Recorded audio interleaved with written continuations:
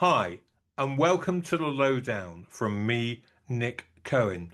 A few days ago, Le Monde, the great French newspaper, did a poll which showed mass disillusionment with French politics, the French economy, and the French social structure. 81% of those polls didn't think democracy was working for them. 71% thought their living standards were getting worse. 85% had so given up on democracy they thought France needed a strongman leader to sort matters out. Well, you can see how people are getting that way. We have prime ministers resign on a Monday, hand their resignation into President Macron. They're back in the job again on Friday. There's revolving doors of centrist politicians in and out of power, none of whom can deal with France's financial crisis, its debt burden, and the kind of rigid, ossified political system. Julius Caesar said France was divided France into three regions. There's now like three blocks that don't talk to each other, which despise each other. You've got a left, an Islamified left, a kind of Corbynite left, very, very pro-Hamas, very pro-Muslim, get a lot of Muslim votes. You then have a centre that's failed. Macron centre, a neoliberalism that's failed to deliver on living standards, is massively hated and is driving the Fifth Republic who knows to where. Finally, you have a radical right. And if you think that an Islamified left, a failed centre, and a radical right only to be found in France, then you really haven't been paying attention. What's happening in France tells us what's happening across Europe, tells us about what's happening in Britain, I think, too. Doesn't really matter what I think. I'm not in France. I'm not a French journalist. I'm delighted, though, to welcome to the programme a great French journalist, a great French intellectual. She's as familiar writing about the mood in Paris in the 40s and 50s as she is about contemporary French politics and indeed contemporary British politics. And I wanted to talk to her because Agnès Poirier is has knowledge of both countries and can draw on the lessons of both countries and draw the comparisons. Agnès, how are you? Welcome to the Lowdown. I'm very well. Hello from Paris. Hello, hello, hello. Was my picture too depressing? It is Of depressing, but look, I mean, France is not the only place. I yeah, think, it's a general feeling in the Western world and beyond. yeah. Oh, right, Angus. I mean, I could have gone on. I mean, the Fifth Republic is set up by de Gaulle to be stable, is it not? It was this Yes. highly powerful president. It doesn't look very stable at the moment. It was very stable until quite recently, until the 9th of June, 2024, when President Emmanuel Macron called for a snap election. Of course, I mean, on paper, what he was trying to do, as kind of clarification, looked bright, except it didn't give at all what he wanted. Let's press fast forward a little. He was re-elected president in 2022, but was given a minority government, which is quite strange because usually in France, you elect a president, you give them a majority. But he was not given a majority. He had a minority government, and it made things very difficult. For instance, to pass laws, or even in his manifesto, there was the reform of the pension system, and it was very, very difficult to get it passed through Parliament. Indeed, he had to do it by decree, which was completely constitutional and legal, but was deemed not very democratic. The Article 49.3. So after 2 years, he had had enough of this sort of, such difficulty at the National Assembly for his government, and he asked for a clarification. That's also on the night of the European elections when his party arrived third. So it was a kind of humiliation, and he thought, okay, well, let's ask the French people to clarify things for me. And they didn't clarify it at all. What they did is to actually make him in even a bigger minority, if I could say it like this. His share of MPs at the National Assembly just shrunk. And instead, they actually put at the forefront of French politics the hard left of Jean-Luc Mélenchon and the far right of Marine Le Pen, but without giving a majority to, to any of the political parties in France. And the problem is that every single one of them, political party, behave as if they have a majority. So they are adamant it should be their way, and they are making it very difficult for prime ministers who just come and go, as you've seen in the last 18 months. We've had, how many? Remind me? I think we're on our third. Sébastien Lecornu is his name, and I don't know for how many weeks or months is going to remain. So we'll see what happens, but hence the instability, political instability. So it's as if we're back to the Fourth Republic, but hardly anyone in France remembers the Fourth Republic. Because that ends in the 1950s. Because it was the Fourth Republic, 1946, 1958. And General de Gaulle created the Fifth Republic in his image as well, that is to say, to give the executive power a very strong power plus a majority at the National Assembly. And that has worked a treat until the 9th of June 2024.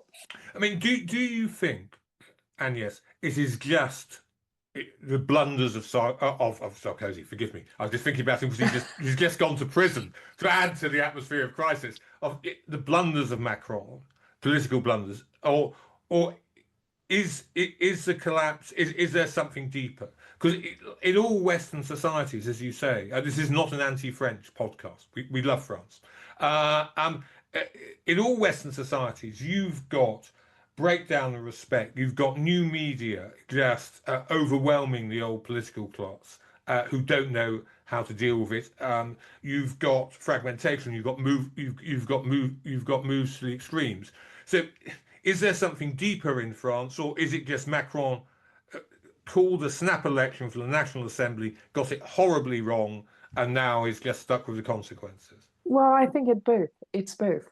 Emmanuelle Macron, made a mistake in calling that snap election, but it was going to happen at some point, because a few months later, and that's why he did it when he did it, a few months later, there was going to be the budget, and it was never going to pass. And so we haven't had a budget since. And so it's Emmanuel Macron's decision, but at the end of things, it's the French people. They are extremely divided.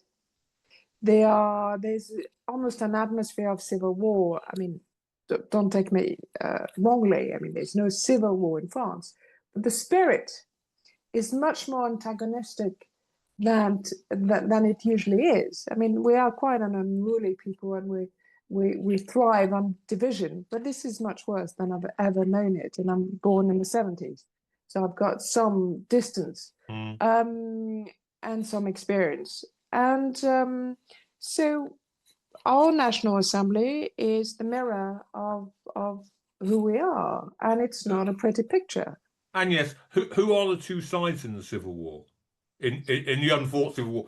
How would you divide up the combatants in France? Well, it's interesting because I think it's going to change the struggle of power, as we call it in France, la lutte du pouvoir, as we call it in France, is that what happened just as President Macron was pondering about running for the presidency, both the democratic left and the democratic right collapsed.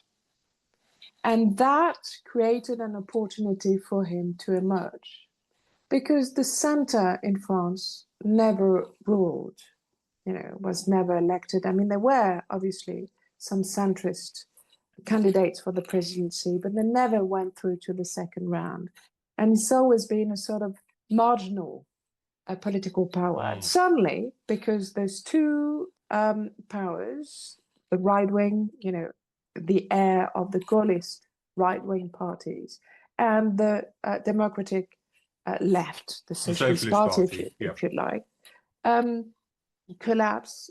That's why he was able to emerge the way he did, because he created his movement, his party, only 18 months before being elected president. That's never been done before. So a lot of people will say it's Macron that killed both the left and the right. No, the left and the right collapsed, therefore he could reach power. But I think I mean, it's just an ancient, we'll see whether I'm proved right or not, but I have the feeling that we'll look back at the Macron years as an anomaly in French politics, the moment when the center grabbed power. But this is already the end, if you like. The latest polls, I mean, there've been a lot of polls recently in the last few months. What if you had to vote tomorrow for the National Assembly? What would you vote for?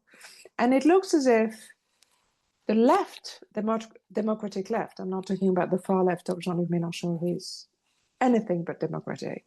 So the Socialist Party or affiliates, and the right wing, not the hard right of Marine Le Pen, would actually gain much more seats than before, and perhaps not out of nostalgia, but because of that anomaly in the last few years, the French would revert to a left versus right, a sort of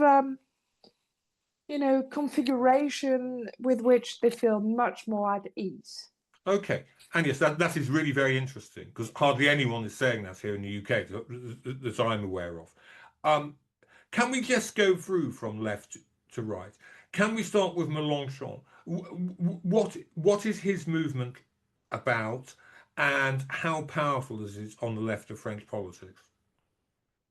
Well, if we're talking about today, what it stands for today, this is a Val party. And I'm talking Really? yes, it's Val. It's anti-Semitic.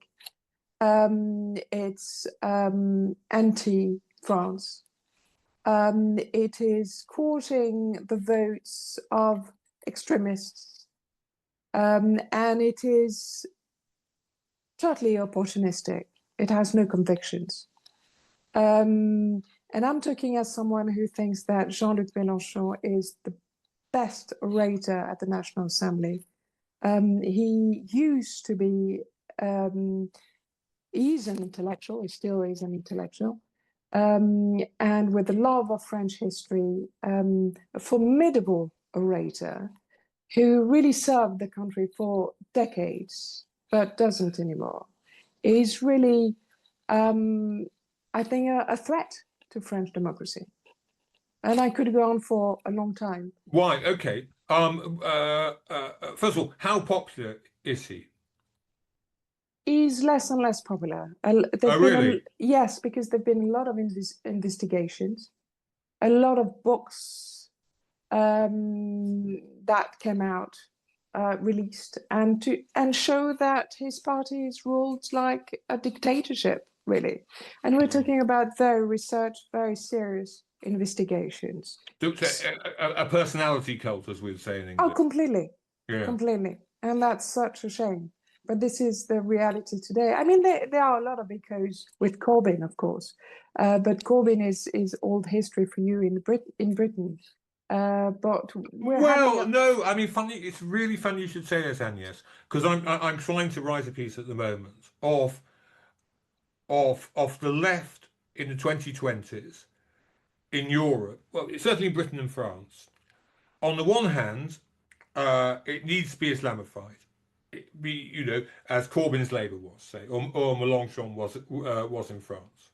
But then that drives people away because they get too close to Hamas, they get too close to Iran, they get Corbyn worked for Iran, his propaganda service. They get to those Hezbollah. Then new left-wing leaders come in, like Stalin, say, no, we need to throw all that away. We need to throw out all that. Too deep into Islamism, too close to the Muslim Brotherhood. We need to move all away of that, and then we'll win. And then they do win. But then there's a massive backlash against them. I mean, Muslim voters in Britain have absolutely rebelled against Starmer. They won't have him. So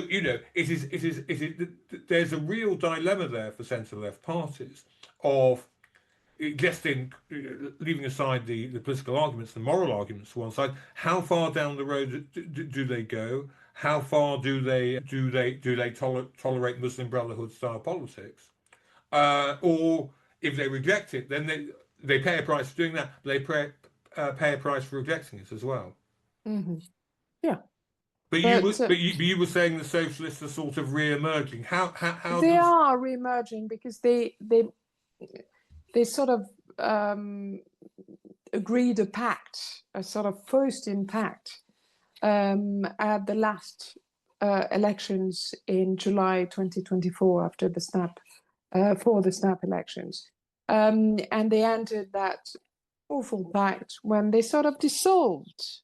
And they were eaten alive by Mélenchon's party, and there was a backlash, obviously, in with the French electors, and they've realized that they couldn't possibly continue with that sort of cult of Mélenchon, and they are, coming back to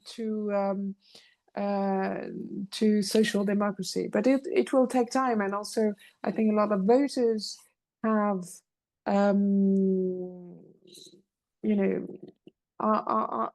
do not trust them yet. They will need to prove themselves before they are accepted again. Is there a recognisable social democratic programme in France separate from Macron and Macronism? Oh yes, and absolutely. For instance, the Socialist Party at the moment, which has never been very good at economics, but is really pushing for the tax Zuckman. Have you heard about the Zuckman tax? So Gabriel Zuckman is a brilliant and young economist, a bit like Thomas Piketty. You've heard of Thomas Piketty, and Zuckman taught at Berkeley in the US, and he's in favor of taxing the uber rich. But so it's something that the Socialist Party, for instance, is pushing forward, sees it as the all cure to public deficit, but I think they're a bit naive about that. They are saying we don't need to cut public spending just to tax the rich further. But they do have a program that is distinct from Jean-Luc Mélenchon, and simply because they are not for chaos and insurrection the way Jean-Luc Mélenchon is.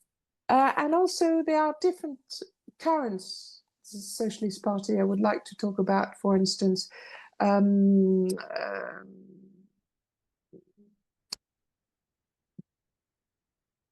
sorry, I've got, let me just check. I've got a blank suddenly.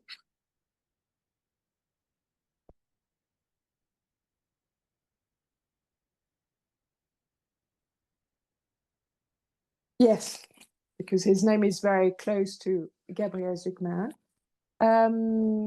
So Glucksmann is his name, and he did arrive. He comes from the Socialist Party. He's the son of a great philosopher, and Glucksmann has a sort of current within the socialist family, which is called Place Publique, and he arrived. His movement arrived second at the European elections of June 2024, and he's a social democrat.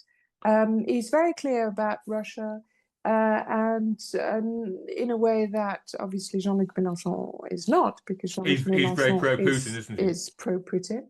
And he's very clear about anti-Semitism and many other things. He's really, Okay. he's actually, there've been polls, I've told you, about what would you vote if there was a general election, but also polls about if there was presidential elections, who would you vote for? And Glucksmann might go through the second round. Okay. So you've got, I mean, he's completely unknown abroad, but he's certainly a force to not to discard quite yet at the moment.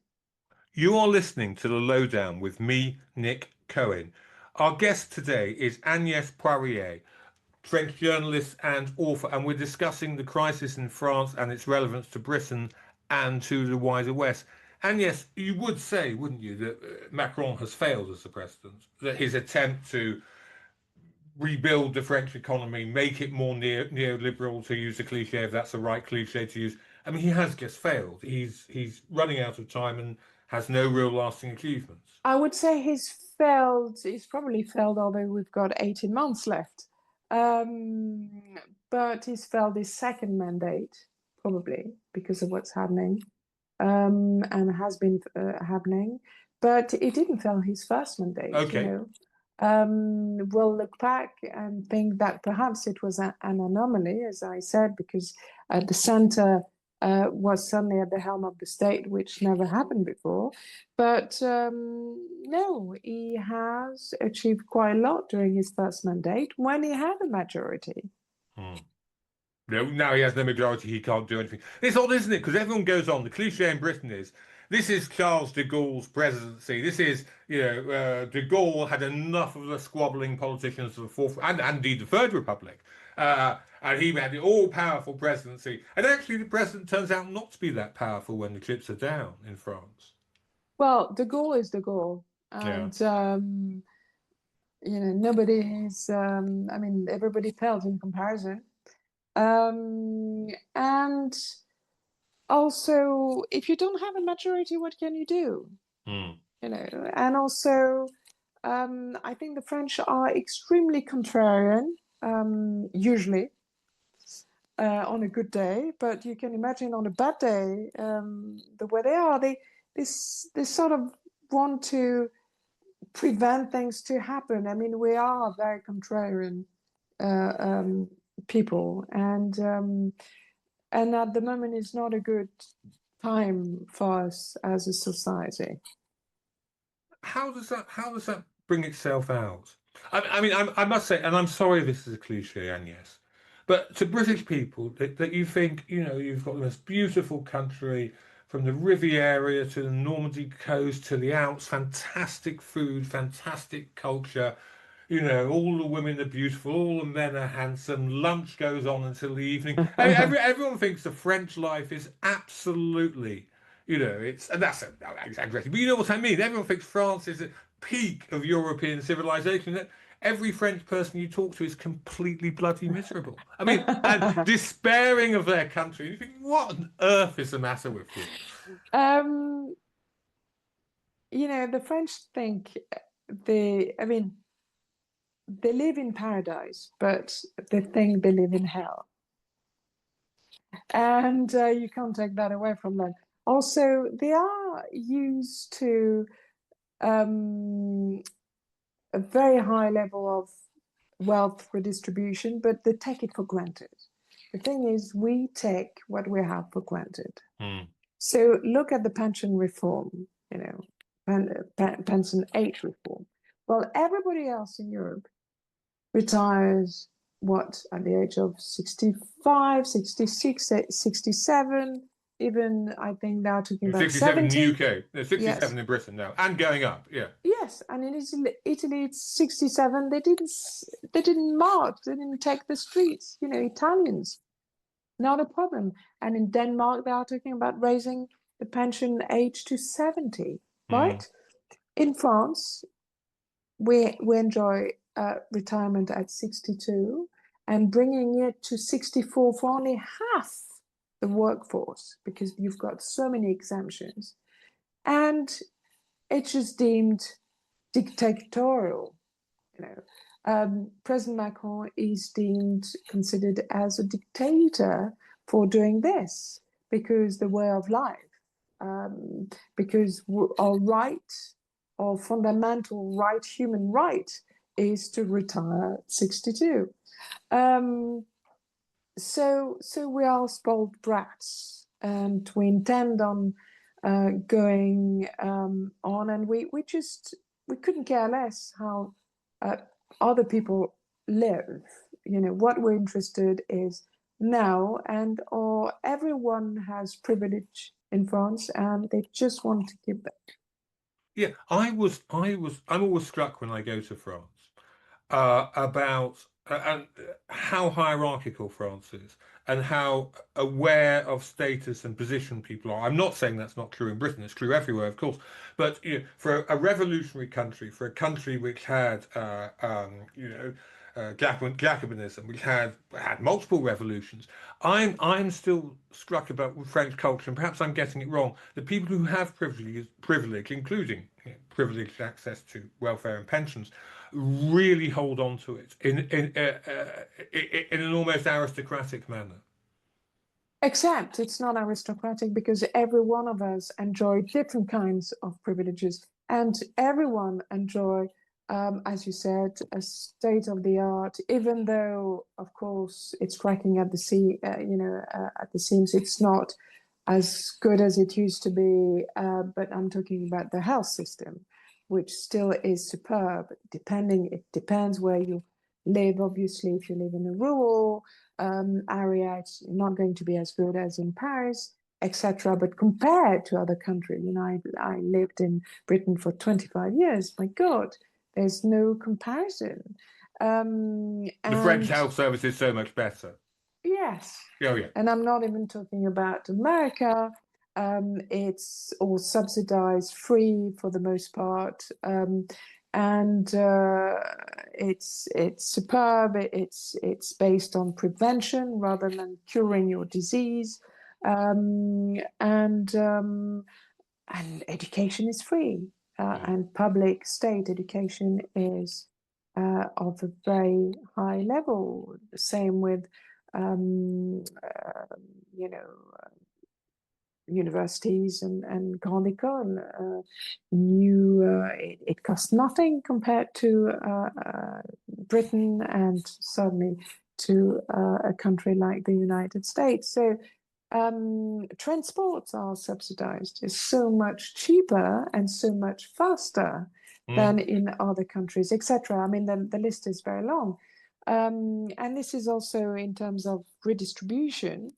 Wealth redistribution is one of the highest, if not the highest, in the Western world. But we don't see that, you see. We think it's normal. Yeah, I was always struck by a Chinese writer who emigrated from China to France and said China is far more socialist than communist China. Yeah, in terms of redistribution of wealth, in terms of the benefits you can receive. Yeah, I guess. Can I ask you? Can we turn to the radical right in France, Le Pen?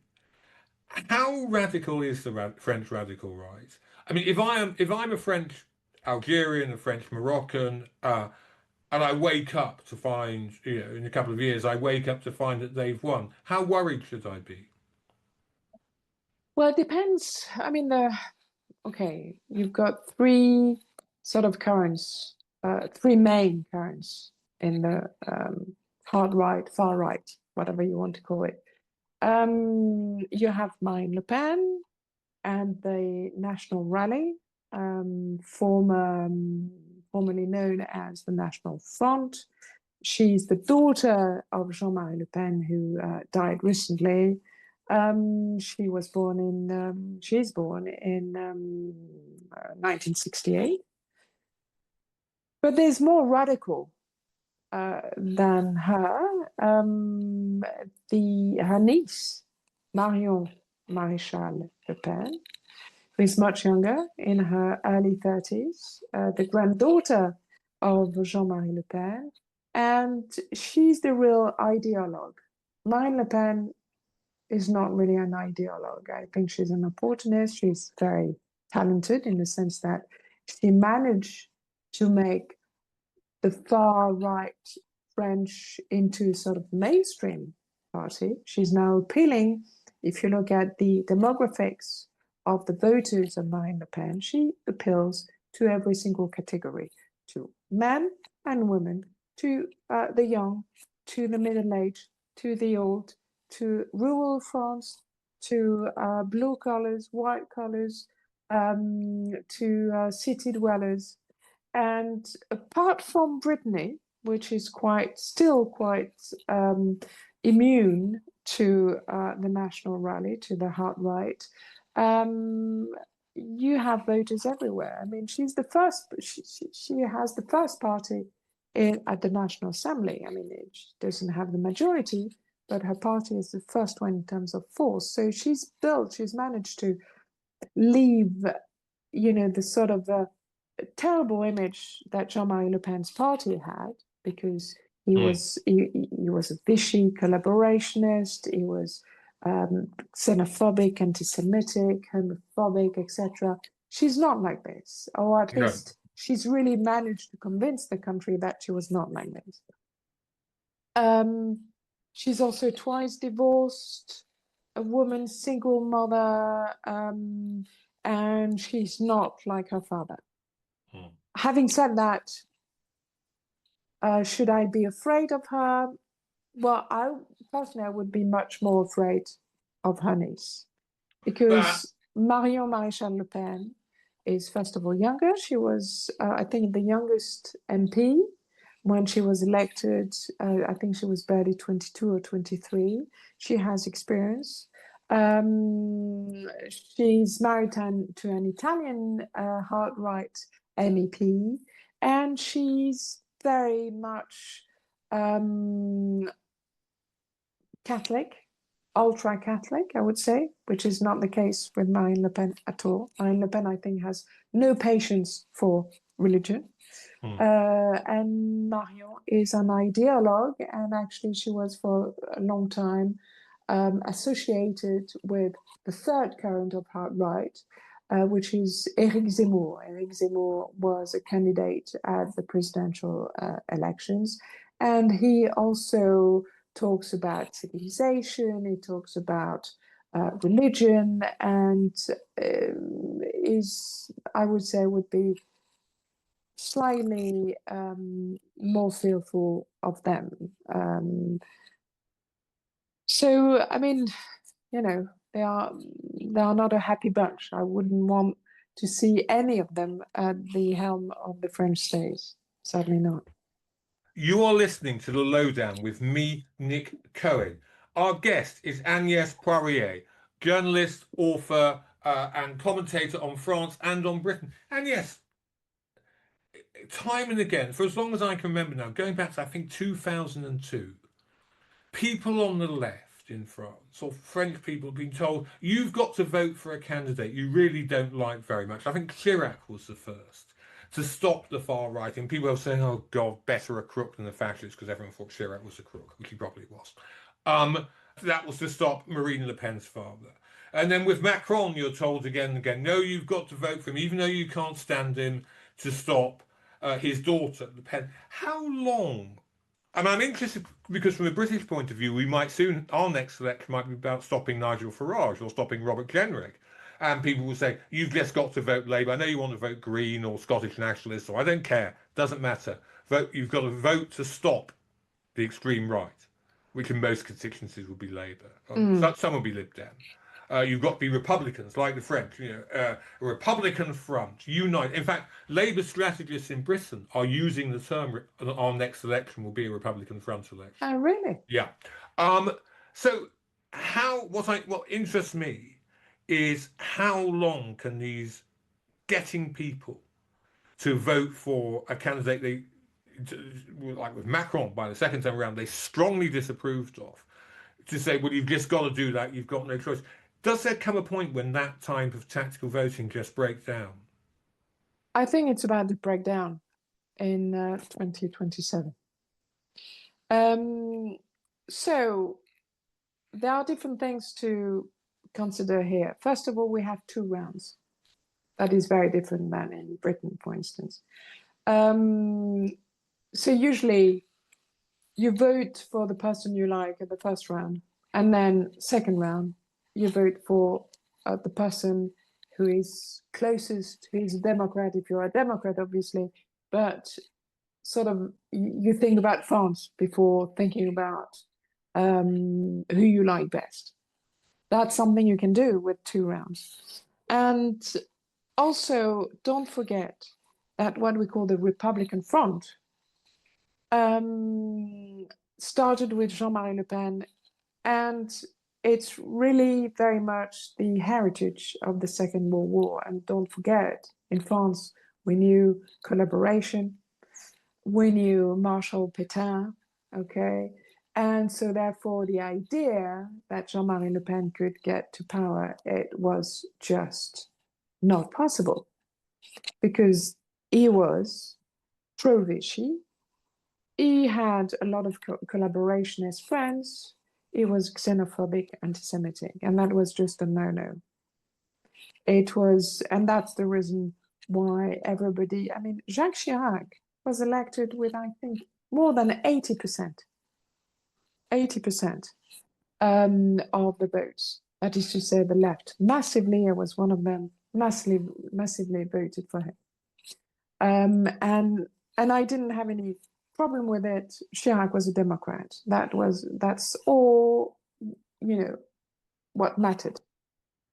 Now, with time, first of all, the memory of the Second World War, fades away. A lot of people don't know it anymore. They are not here anymore to remind us what it was like.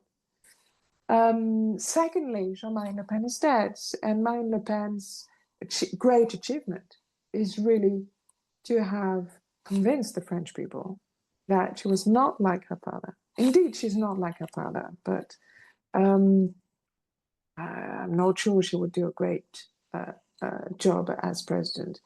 And so the French are less scared of the hard right. They've also tried, they have the feeling, that's what they say in the polls, they have the feelings that they have tried everything else. They've tried the left, they've tried the right, they've tried the center for the last 10 years, almost 10 years. And a lot of people who are not scared of the hard right anymore, who have no memory of the Second World War, think we haven't tried those. Why don't we give them a chance? That's what they say to pollsters, right? And so in 2027, it is possible that she or Jordan Bardella, because Jordan Bardella is the second in command of Marine Le Pen, so don't forget that Marine Le Pen is ineligible until the Court of Appeal decides otherwise, but I'm not sure they will next year. So they might, the French people, or at least 50.2% of the French people might elect Jordan Bardella or Marine Le Pen. Because also what is interesting, they are actually more fearful of Jean-Luc Mélenchon in power than they are of Marine Le Pen. Oh, that's interesting. Oh, of course. There was a hidden thing that people like me don't want to dwell on in the American election, in that a majority of American voters regarded the woke left, so to speak, as just as extreme as Trump. And when people said to them, well, Trump's an extremist, they said, well, you guys who want to defund the police and let men play women's sports and all the rest of it, you're just as extreme as that. Don't come to me with your extremism. I mean, it is anti-fascism in the 1930s meant essentially the radical left giving up every radical policy they had just to stop the fascists. You know what I mean? You didn't scare people. I keep repeating this point. Anti-fascism is not glamorous. It's not romantic. It's hard. It's compromising all the time to win over moderate conservatives, to stop moderate conservatives going off to the far right. And obviously, characters like Mélenchon aren't remotely interested in that. Yeah. I mean, polls show the French are more fearful of Jean-Luc Mélenchon in power than Marine Le Pen. And that's, Sorry, Agnès. Why is that? well, because Marine Le Pen and her MPs and her party have worked extremely hard to look reasonable. Okay, but why are they frightened of Mélenchon? I get the point about Le Pen. I don't understand why. Because they are not pretending to be reasonable like the others.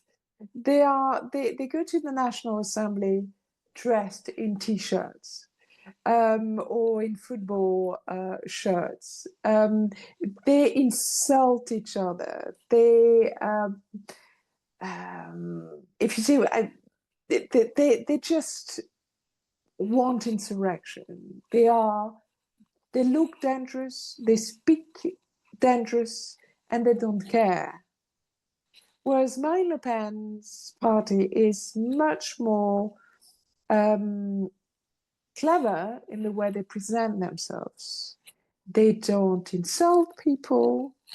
They are not loud. They put on a suit. And so, at least on the surface, they are not scaring people. And it works. It does work. You'd rather have somebody who's not insulting you or shouting at you the way they do with the hard left. So I think that's one thing. And yes, Marine Le Pen's party pretends to want the best for France, to be competent. I don't think they are, but they pretend to be competent. And that works a treat with a lot of people. Right. Well, so one final question then, Agnès. Are you worried about the future of France? Do you sit there when you think about it? Do you worry more than usual? Yes, I worry. I worry because I think we've been worrying for quite some time. At the last two elections, we all feared that at the second round, we would have Mélenchon versus Le Pen, because that's an impossible choice for a lot of French people. Yeah. Like Corbyn versus Johnson in 2019. No, like Corbyn versus Farage. Okay. Who do you vote for, Nick? Yeah. That's the question. Okay. And could that happen? Sorry. So could you have, forgive me, Mélenchon versus Le Pen or Le Pen standing in 2027? Yeah, or Mélenchon versus Bardella, which is the same. That's possible, yes. If the left, the democratic left and the democratic right and center don't come up with one or not more than two candidates, because if there are more, they are dead. If there are more candidates than two, then they will never get through to the second round, because they will sort of cancel each other out. And then, Mélenchon versus Le Pen. Le Pen is elected easily. Le Pen or Bardella is elected easily.